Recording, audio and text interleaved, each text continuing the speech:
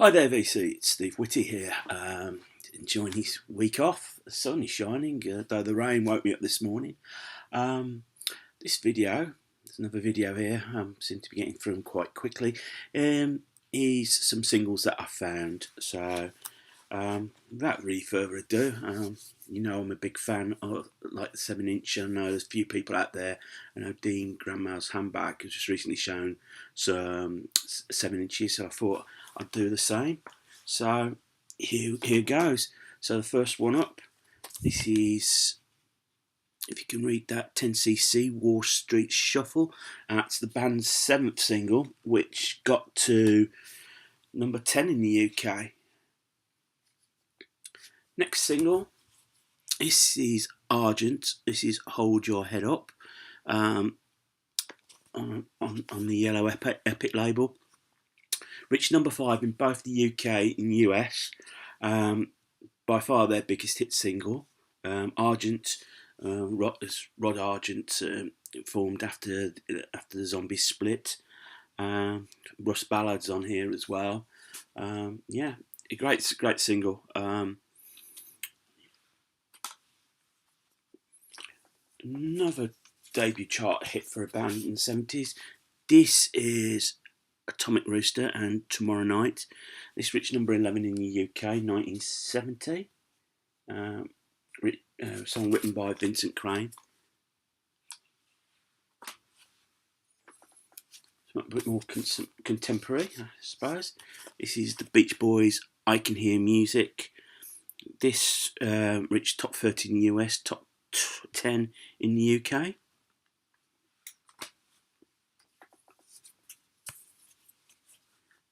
This is Bee Gees' Run to Me. This top 20 in the US, top 10 in the UK. Now, this is a bit of a curio I'm going to show you. This is Mr. Blow, Grooving with Mr. Blow. Now, it was a bit of a one-off hit single. This reached number 2 in 1970. And this basically, the band consists of basically the house players at DJM. Quite a few of them ended up playing with Elton John. I think Elton John might appear on this record. I'm not quite sure. Basically, Mr. Blow, it's a harmonica piece, an instrumental harmonica. Really, it's a great track actually. Some really some good stuff on this. As I said, it was a bit of a one-hit wonder, but I was really pleased to find it. I heard it not so long back, and thought, I remember that was quite good at the time. To find that, I was more than happy. A number 1 single in the UK from 1974. This is Ken Boothe, Everything I Own, a cover of David Gate and Bread Song, which Boy George also took to number 1, I think in 1985. Was it 1987, sorry. Birthday Girl from Yesterday, Kate Bush. This is Wuthering Heights, a debut single, which got to number 1 in the UK. This is the Italian pressing. So, really pleased to find that in a picture sleeve. And then she followed it up with The Man with the Child in Her Eyes. Simply one of the most beautiful songs ever made. And she was 14 when she wrote that. And then the Onstage EP, which was released in 1979, got in the top 10. This was some live tracks called from her only tour, which she undertook. I think events on the tour, I think one of the road crew died. I think she just found the whole thing overwhelming. It wasn't just her just singing on stage. It was the whole theatrical performance that she wanted Compass dance with it, and I think it took it out of her a little bit, probably more than she wanted to. She was more a studio bird. She liked to crack the creative side. As I said, it was her birthday yesterday. She turned 60. In my view, long overdue an honour. She should be Dame Kate Bush, in my humble opinion. This is Chicago, I'm a Man. Now, in the UK, I'm a Man became the hit single. It's a cover of Spencer Davis group song. And I think this became a hit in 1971. However, in the States, it was a B-side to. Oops, I'll show you this. Does anybody know what time it is? Which I think was the original single in the US, and that was a big hit for Chicago there. Got a lot of reaction when I showed this on the Facebook vinyl community page. Every Day I Write the Book, Elvis Costello, one of his better songs. Amazingly enough, it's just scraped in the top 30 in the UK and was top 40 in the US.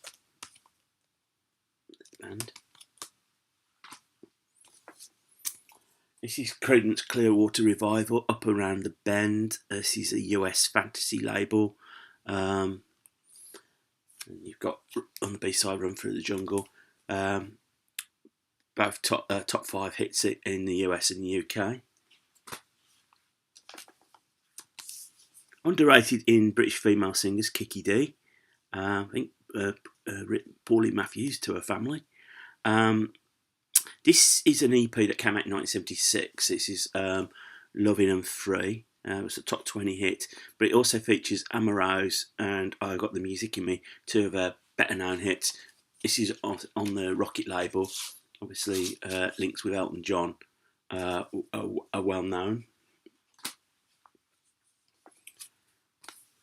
Dr. Hook and the Medicine Show, Sylvia's Mother, from 1972, I believe. Top 5 in both the UK and the US. In fact, it got to number 2 in the UK. And then Bob Dylan, Knocking on Heaven's Door. This was a top 10 in the UK, top 20 in the US.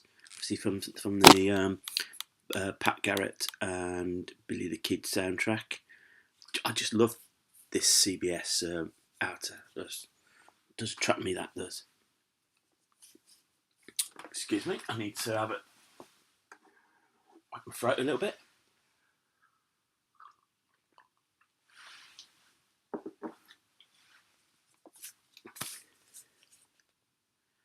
Electric Light Orchestra, or the Electric Light Orchestra as they were known at that point. This is the 10538 Overture, their debut single, top 10 in the UK. Roy Wood was featuring the band at the time. Very rough, the orchestral sounds on this, but I actually like it just the same. There's a great riff at the start. Roy Wood left the band, and it's followed up with Roll Over Beethoven again, the Electric Light Orchestra. This is my second copy. I have got a promo which was withdrawn off this, but yeah, a great version of Chuck Berry's song. Some a bit more contemporary. This is EMF, Unbelievable. Number 1 in the US and I think top 5 in the UK. Sort of mirrored rock and what was going on at the time, the sort of the rave scene. Yeah, just a great single. There's some great guitar playing in there. Bit of a surprise when this got to number 1, Europe, the final countdown in 1986. It also got to top 10 in the US. It's so totally different to what was going on. I think the girls that I knew at the time sort of fell for Joey Tempest in a big way. In a way, maybe just held them back, that song, but great song all the same. And the great bands, I showed you a comp of theirs a couple of videos ago. This is the Fat Faces, Polo or Richard, which was a top 10 in the UK.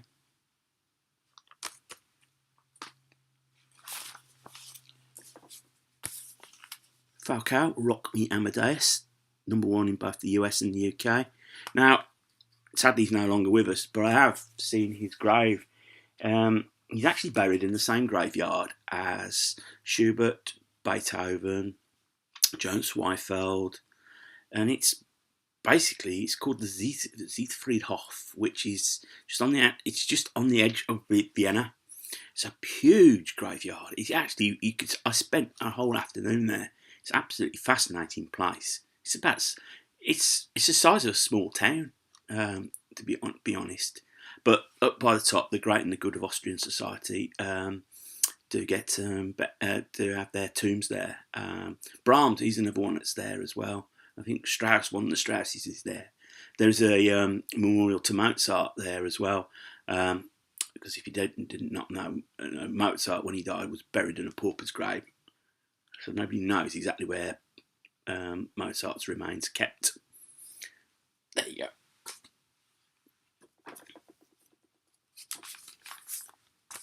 Family Burlesque. It's got top 20 in the UK. I like the fact they've got a cover, a sleeve with the band's name on it, so it was rather nice. And some Island Records singles I found. But Brian Ferry at Hard Rain's Gonna Fall, and his version of 2HB. Whoop, careful. Get this back right. Yeah, there we go. It's the Dylan song covered from his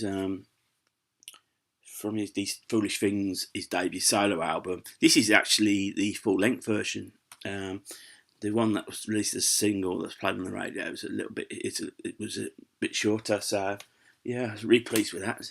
You know, what Brian Ferry is good at is when he does his covers, when he does them well, he just put a real good mark on them. 3. This is My Brother Jake. This was top 4, and it's number 4 in the UK.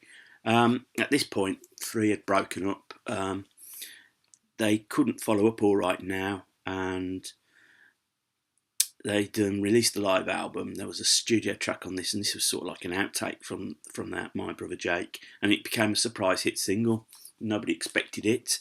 The band went away, licked their wounds a little bit, so splitting up, and then they got back together again, but it was never quite the same. Paul Kossoff was in his drug problem, and relationships between Paul Rodgers and Andy Fraser had deteriorated. So by the time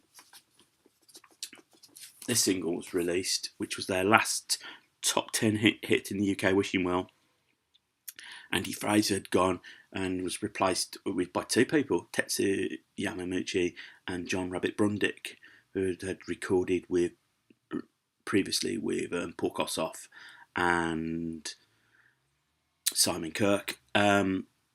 It's alleged that Paul Kossoff actually appeared on this record. He didn't. He was too in a bad shape at that time, though the song is reportedly to be about him.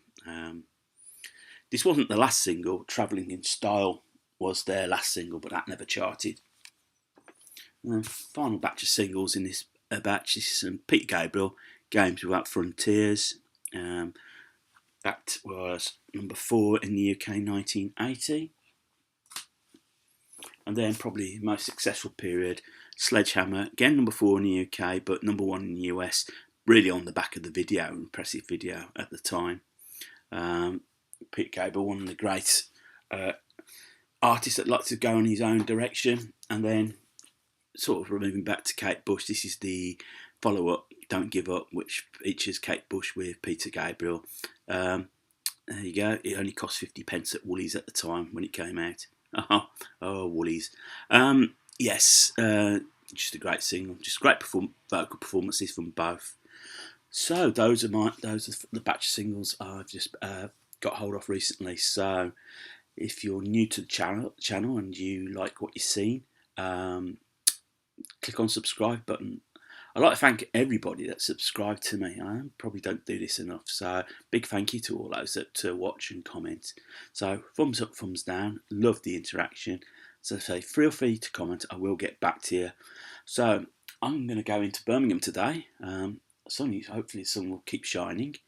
And so until the next time, VC, take care of yourselves. Keep spinning, more importantly, keep smiling.